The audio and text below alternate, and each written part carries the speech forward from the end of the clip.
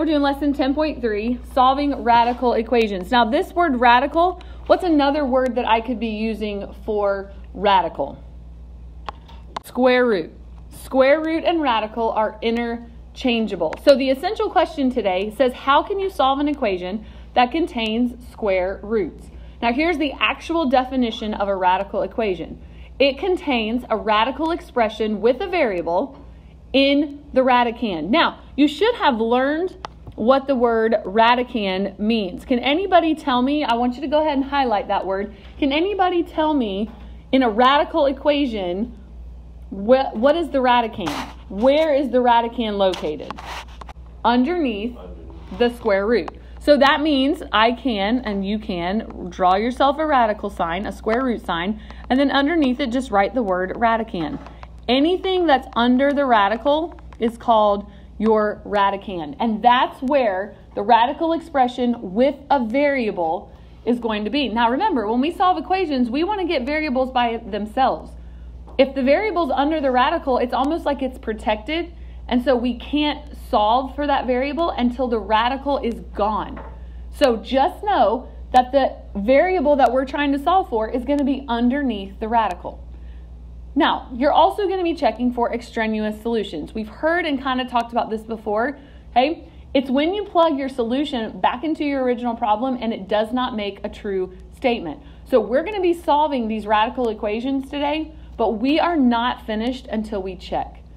Usually checking is optional. I'll tell you, you can check if you want. Today, you look at the directions. Example number 1, solve the equation, check your solution. So go ahead and highlight, check your solution, and if you want, make yourself a note. It's not an option, I must do this. You have to check your solution. Because just because we can solve the radical equation doesn't mean the answer we get makes a true statement when we plug it back in. Now, you'll notice I didn't give you any steps to solving these radical equations. So let me give you the first step, and this would be one of those notes I would add in. The first thing we want to do is we want to isolate the radical term. Now, if you remember when we solved using square roots, we always needed to isolate the x squared term first. For these, we're going to isolate the radical term first. So looking at letter A, what is the radical term? Read it to me correctly. The square root of x. The radical term is the square root of x. So I want you to highlight it and then ask yourself the question, is it isolated? Is it on a side by itself? Yes. So now the question is, how do I get rid of that radical? Because again, I need the x that's underneath it. I need to solve for that x. And as long as the radical's there, I'm not done. So how do I undo something that is being square rooted? Square it. Remember when we had x squared and we wanted to undo something that had been squared? We took the square root of both sides. Now we're doing the opposite. There is a radical already in the problem, so we have to do the opposite of square rooting, and we have to square. So we're going to put parentheses around both sides, because what we do to one side, we have to do the other, and we're going to raise both sides to the second power. Now, let's review this for a second. I taught you this when I got back. The square root of 6 times the square root of 6. Technically, what is that? The square root of what? 36. And what is the square root of 36? 6. So I taught you that a radical times itself equaled what? The number under the radical, okay? A radical times itself equals whatever is under the radical. So we can skip that step right there. So think about this for just a second. We have the square root of x squared. That's the square root of x times the square root of x. So if we take that principle that I just told you, a radical times itself equals what's under the radical. What is the square root of x times the square root of x? X. So this is going to work every time. When I square a radical, I'm going to get whatever's under the radical. So looking at letter A, this is x equals what? What's 6 squared? 36. Now we're going to go ahead and box it in. We do have to check it, but we're going to go ahead and box it in, because if our statement ends up being a true statement, we can go ahead and move on. We don't have to go back and box in our answer. So let's check this. We have the square root of 36 equals 6. Remember, we go back to the original problem. What is the square root of 36? And it equals, does 6 equal 6? Then we're done and we can move on. All right, we can move on to letter B. Go ahead and highlight the radical term. The radical term. What is the radical term in letter B? The square root of y. Now, is it isolated? No. All right, it's not isolated. So how do I isolate it? What do I have to move? I have to move the 15, and how do I move it to the other side? Subtract it. All right, so this is chapter 1, solving equations work. If I subtract 15 from both sides, I have the square root of y equals, what's 22 minus 15? 7. Now is the radical term isolated? Yes. So how do I solve the problem? How do I get rid of the radical? Square both sides. So I'm going to square the left and I'm going to square the right. That means the square root of y squared equals what? Y, and it's equals 7 squared, which is 49. All right, let's box it in. And then let's check it. We have the square root of 49 plus 15 equals 22. Now, be careful with your math here. What do we have to get rid of first? The square root. What is the square root of 49? Good. Don't try to do 49 plus 15 and then take the square root. We got to do the square root, and the square root of 49 is 7. Plus 15 equals 22. What's 7 plus 15? And it equals 22. Listen, checking is going to be part of your grade. So make sure you go all the way to 22 equals 22. Don't stop at 7 plus 15 equals 22 and assume that I know that you know 7 plus 15 is 22. Okay? Work it all the way out. Now, we know that's a true statement. We know we have our answer, so let's move on. Go ahead and highlight the radical term. What is the radical term this time? Square root of c. Is it isolated? No. Now, how many things are keeping this square root of c from being isolated this time? There are 2 things. What are those 2 things? There's a 1 and there is a -1. Very good. Now, if we go all the way back to chapter 1, we learned don't call me after midnight. Because we had to know what to do when there was a number with our variable that was being added or subtracted, and if there was one being multiplied or divided. We had to know what order to solve the problem. So according to don't call me after midnight, which of those numbers are we going to move first? I have to move the 1 first because the after stands for adding and subtracting. The second M stands for multiply and divide. So we have to move numbers that add and subtract first. So to move the 1 right here, we're going to do what? Subtract it from both sides. Very good. So we have -1 times the square root of c equals, what's -2 minus 1? -3. All right, we got to keep going. What do we move next? How do we move the -1? Careful. Divide. They are multiplying. Remember, that's a 1 and a radical with nothing between it. That's multiplication. So to move it, I have to divide it. So the square root of c equals, what's -3 divided by -1? Careful, we're dividing. -3 divided by -1 is +3. Are we finished? No, we still have the radical. So how do we get rid of it? Square. Yes, but what am I squaring? One side, both sides? Both sides. All right, you want to keep saying square both sides. So what's the square root of c squared? C, and it equals 9. Now be careful, okay, because you're constantly squaring this number. Your number should always come out to be a positive. If I square a -3, I'm still going to get a +9, okay? But you got to make sure you're squaring these numbers so the numbers you get should keep coming out as positive answers. If they don't, then you have done something wrong. Now, let's go back to steps because we wrote down the first step. It was to isolate the radical term. What's the second thing we did? Every time we had isolated the radical term, what was the second thing we did? Our second step, because if you look at each of our problems, when the radical was isolated, we squared both sides. So you can add that to your notes as the second step. Square both sides. All right, I want you to look at letter D. I want you to highlight the radical term, and then I want you to begin to solve the problem. What is the radical term on this one? All right, the square root of x plus 4. So to isolate it, what did you do first? Subtract 7. Good. I'm going to subtract 7 from both sides. So I have the square root of x plus 4, and it equals 4. All right, is the radical term isolated? Yes, so I'm going to square both sides. All right, now, Jakari, what do I get when I square the square root of x plus 4? Good, I still get just what's under the radical. So now that there's a binomial under the radical, nothing changes. When I square that radical term, I just get what's under the radical. So x plus 4 equals, what's 4 squared? 16. All right, chapter 1, simple equation. How do I solve for x?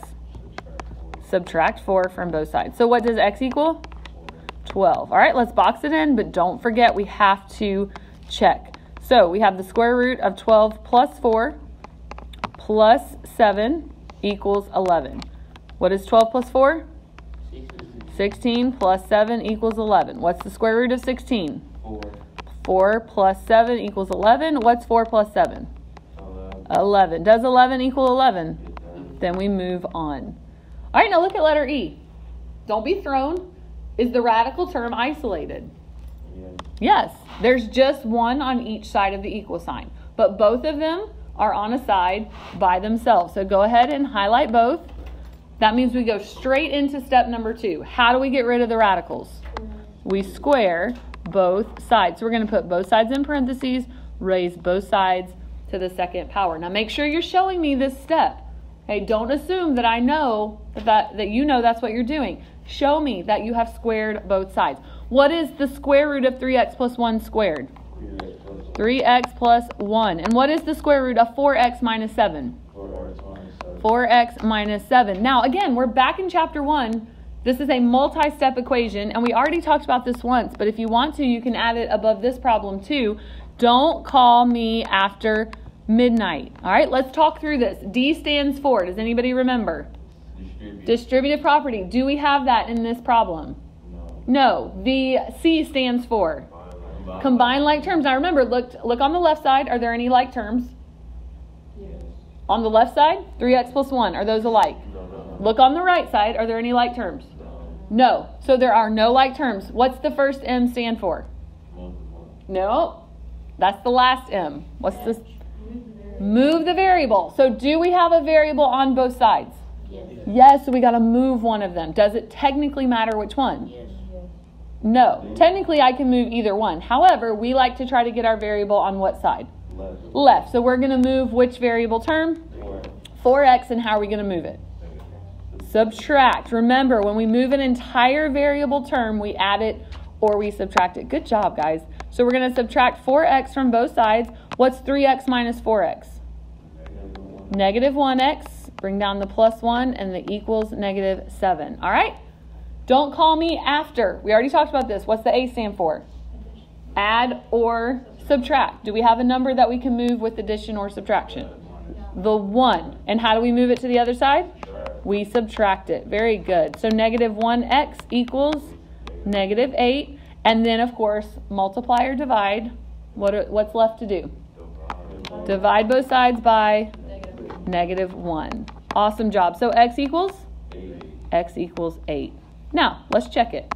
Okay, and I'm going to check it down below this time. We have 3 times 8 plus 1. Please plug numbers in parentheses, because that's 3x or 3 times x, and I don't want you to plug in the 8 and think it's 38. It's 3 times 8 plus 1, and it equals 4 times 8 plus, minus 7. What is 3 times 8? 24 plus 1 equals, what's 4 times 8? What's 4 times 8? 32. 32 minus 7. What's 24 plus 1? 25. And what is 32 minus 7? Now, can we stop here? Have we proven that the sides equal each other? Yes. You don't have to go to 5 equals 5. We can tell by the square root of 25 equaling the square root of 25 that it makes a true statement, and we can move on. Let's look at letter F. All right, go ahead and highlight the radical term. What is the radical term this time, Jordan? Square root of 3c plus 7. Okay, but you started to say something different. The cubed root, okay? So I want you to highlight this radical. All right, and then I want you to draw yourself an arrow that points at that little 3. Watch the root, okay? Pay attention. If you want to write yourself a little note, we got to pay attention. Our steps are not changing, but what we do to both sides might. Okay, we still have to isolate that radical term first, and we can already see that the radical term is isolated. But now, instead of squaring both sides, what do I have to do to both sides? Cube both sides. So the root will always tell me the power that I'm raising both sides to. So far, every problem has been a square root problem, which is why we've squared both sides. But this one is a cubed root problem, so we are just simply going to cube both sides. Now, nothing's changing on the left. What is the cubed root of 3c plus 7 when we cube it? 3c plus 7. We still get whatever's under the radical. It's the right side that would be wrong if you didn't raise it to the third power. What is 10 to the third power? 1,000. Remember, it's 10 times 10 times 10. Now, we still got to solve for c, so what would we do next? Subtract 7. Great job. So we have 3c equals 993. And how do we solve for c? Divide both sides by 3. So c equals 331. So let's box it in, and then let's check it. Now, you're going to want to be careful with your calculator because it is very particular. It wants this plugged in a particular way, and if you don't do it, then it's going to give you some crazy answer. So here is my suggestion. Let's do the math under the radical by itself in our calculator. So let's do 3 times 331 plus 7. So 3 times 331 plus 7 equals what? 1,000. And then, of course, that equals 10. Now, to find the cubed root, if you aren't sure, here's what you do on your calculators. Hit the root first. What's the root on this one? What's the root on this problem? Which is what number? 3. So we're going to put 3 in our calculator. Then we're going to hit the second button. And do you see the little caret button above the x squared? Hit that caret button because that gives you the x and then the radical sign. So it's going to insert the 3 in place of that x. And then you punch in the number under the radical, which is 1,000. So what is the cubed root of 1,000? No, the cubed root of 1,000. 10. So does 10 equal 10? Yes, so we know our answer is the correct one. 7. All right, let's box it in, and then let's check it. So we have the square root of 3 times 27 plus 10, and it should equal 1. What is 3 times 27? 81 plus 10 equals 1. What's the square root of 81? 9 plus 10 equals 1. What is 9 plus 10? 19. Now, does 19 equal 1? No. So here we are for the first time. We have an extraneous solution. 27, though we were able to reach it very easily, is not the solution to this problem. So watch what we're going to do. We're going to go cross out the m equals 27. And since we have no other answers, what's our final answer got to be? No solution. This one has no solution. Now, if we had a second answer and it worked, then we would just keep the second answer. But this one only had 27, and since it's not a solution, we have to write no solution. All right, now, letter H, I want you to put a star next to it. All right, it's been pretty easy up to this point, but this one gets a little bit trickier. But again, we've already been all the way back in chapter 1 working. This one's going to take us back to chapter 7. All right, but let's start it the way we've started all the others. Is the radical term isolated? Well, let's highlight it. What is the radical term? The square root of 7p plus 15. So is it isolated? Yes or no? Yes, there is nothing else on that side with the radical. So we go into getting rid of the radical. How do we get rid of the radical? We square both sides. So we're going to square both sides. Now, What's the square root of 7p plus 15 when we square it? What do we get? Good, 7p plus 15. Okay, and it equals. Now, this is where you have to think back to chapter 7. You have a binomial that is being raised to the second power. You learned in the first half of chapter 7 how to multiply polynomials. Sometimes you had a binomial times a binomial. Sometimes you had a binomial raised to the second power. Does anybody remember what it was called? I literally have said it when I say this is a binomial raised to the second power. When something's raised to the second power, you say that it has been what? Nope. Squared. So this is the square of a, what do we call it? It's two terms? Of a binomial. So make yourself this note. Okay? Now, the reason I'm having you make this note is because there was a shortcut that you learned. Because remember, technically, when I have a binomial times a binomial, which in this case would be p plus 1 times p plus 1, what method do we use? Do you remember? Starts with an F. No. FOIL. Remember, you can take any two binomials that are being multiplied and you can use the FOILing method. All right. But when you have the square of a binomial, there was a shortcut. All right. So let me talk you through the shortcut. You took the first term and you squared it. What was the first term in your binomial? P. So p squared. Do you remember the tiny little formula you'd work over to the side to find the middle term? 2 times a times b. So a was the first term, which in this case is a what? P. And b was the second term, which is a what? 1. So 2 times p times 1 is 2p. There's my middle term. And then, of course, we take the second term and we square it. What's 1 squared? 1. So that was the shortcut. But again, if you want to go over here and FOIL, first p times p is p squared. Outside is 1 times p, which is 1p. Inside is also 1 times p, which is 1p. And last is 1 times 1, which is 1. So p squared plus 2p plus 1. Is that the same thing we just got with the shortcut? Yes. So I don't care. Do the shortcut or do the FOILing. It does not matter to me because you're going to get the same thing either time. Now, before we make our decision, because this is the first time we've seen a squared term in our problem. So this is a quadratic equation. Let's get everything to one side and then we'll decide how we're going to solve it. All right, so how do I move 7p and 15? Subtract 7p from what on the other side? 2p. Its like term is 2p, and the 15? 1. Subtract 15 from the 1. We're going to move both in the same steps. Okay, we're going to break the rules, move both terms in the same step. So that leaves me with equals 0.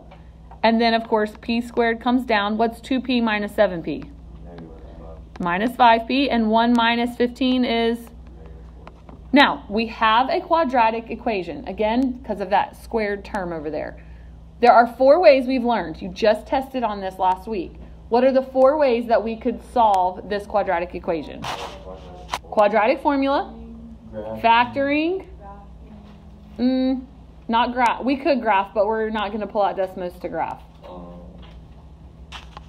Completing the square and square rooting. Okay? Now, which one of those definitely won't work?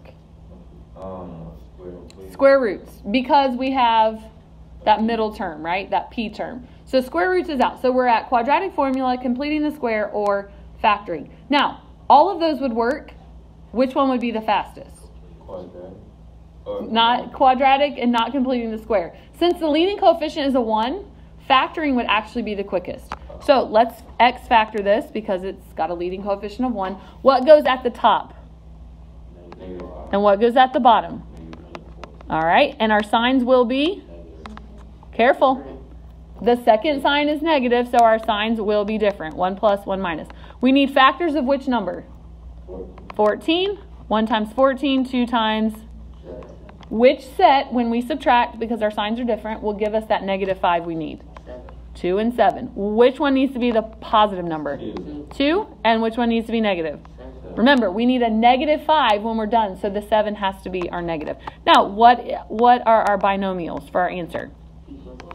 P plus 2 and p minus 7, and of course we bring down the equal 0. Now, what are the 2 equations that we're going to set up? P plus 2 equals 0, P minus 7. Good. P plus 2 equals 0, P minus 7 equals 0. How do we solve the first one? Subtract 2, so P equals negative 2. Box it in. And for the second equation, we add 7 to both sides, so P equals 7. Now, before we say we're done, we have to do what with both of those numbers?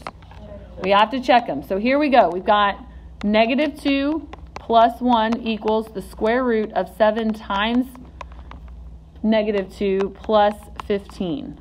What is negative 2 plus 1? Negative 1. What is 7 times negative 2? Plus 15? Negative 1 equals the square root of 1. And what is the square root of 1? Does that make a true statement? No. So is P equals negative 2 an answer? No, so go cross it out. But we're not finished because we're going to check the 7. 7 plus 1 equals the square root of 7 times 7 plus 15. What is 7 plus 1? 8. And it equals, what's 7 times 7? 49. What is 49 plus 15? 64.